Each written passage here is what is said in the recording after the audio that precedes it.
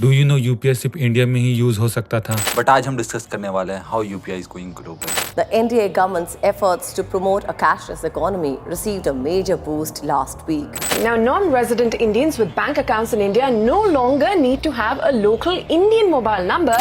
NRIs अब विदेश में बैठे बैठे अपने इंटरनेशनल मोबाइल नंबर से ही यूपीआई पेमेंट्स कर सकते हैं। So UPI was launched in 2016 और तब monthly transaction was around 40 lakh rupees and after COVID currently ये increase होके around 13 lakh करोड़ rupees का transaction हो गया है। So because of COVID people started doing online transaction and at that point UPI एक super hero बन के बाहर आता है। चाहे आपको बिल्स पे करने हो, ग्रोसरी खरीदना हो, किसी फैमिली मेंबर या फ्रेंड को पैसे सेंड करने हो, हेलो भाई 10 रुपए जीपे कर दो।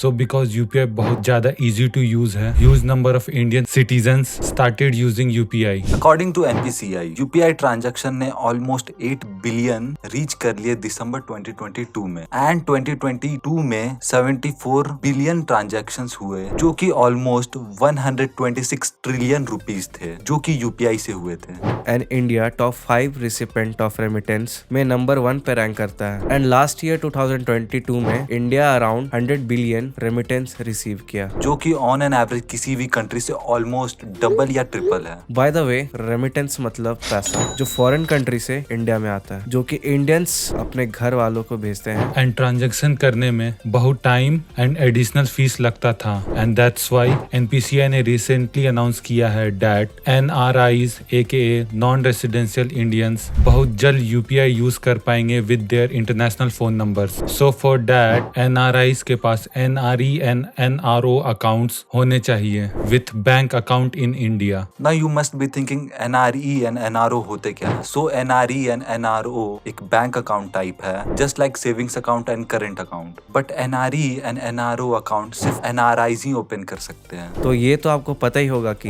यूपीआई यूज करने के लिए UPI app and the bank account दोनों सेम नंबर से लिंक होने चाहिए and similarly for NRE and NRO bank accounts उनके फोन नंबर भी सेम होने चाहिए bank account and UPI app में। सो एज वी मेंशन कि यूपीआई बहुत ही ज्यादा इजी टू यूज है and this is the reason कि वो ग्लोबली यूज होने वाला है। एंड एनपीसीआई ने सभी बैंक्स को anti money laundering, FEMA, CFI जैसे गाइडलाइंस को फॉलो करने को कहा है एंड 30 अप्रैल तक पेमेंट इंटरफेस रेडी करने को कहा है। एनपीसीआई हैज लिस्टेड 10 कंट्रीज जहां NRI account holders UPI use कर पाएंगे और वो कंट्रीज हैं Saudi Arabia, Singapore, Canada, Hong Kong, Oman, Qatar, USA, UAE, UK and Australia. This is a significant boost to the UPI ecosystem which has seen phenomenal growth in India. और UPI अगर इसी तरह grow होता रहा तो then soon it will be widely accepted all around the world. And ये waste को बिल्कुल भी पसंद नहीं आने वाला है बिकॉज उनको अपने डोमिनेंस खोने का डर है और वो यूपीआई को एक थ्रेट की तरह देख रहे हैं। So we want to know from you, क्या UPI को widely accept होना चाहिए, नहीं होना चाहिए? क्या ये वेस्ट के लिए सच में एक थ्रेट है?